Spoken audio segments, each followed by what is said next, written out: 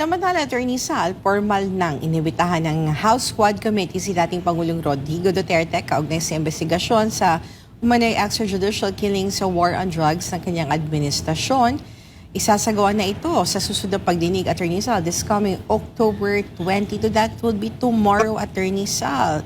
Does that mean that dito pala, nung live natin last time, kinonfirm ni former President Duterte that he will attend. And you also said during your interview that you will accompany him.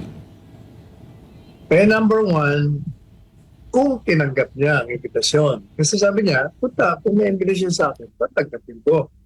Hindi ko alam kung tinanggap niya na o hindi.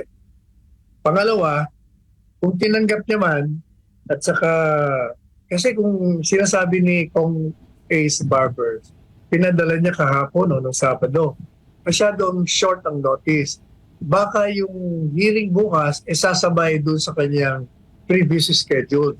So, pag ganon, may problema ka dahil may conflict schedule. Pangalawa, na nasa kanyang kalagayan niya, sa kanyang kalusugan, kung pwede siya magbiyahe dahil magagaling siyang Davao kung payagan siya ng doktor. Kung matuloy bukas, ano sabi mo, sasama ako, hindi rin ako makakasama kasi lilipad ako ngayon. Lalabas ako ng bansa. Oh my God, na timing pala yung ano mo, biyahe mo. Di ba this week pala yung ano mo? Asian tour.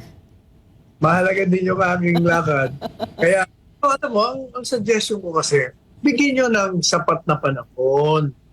Bigyan nyo ng 1 week or 2 weeks na schedule para naman naayos ni Presidente Duterte yung kanyang mga schedule. Dahil nagbigay na nga siya ng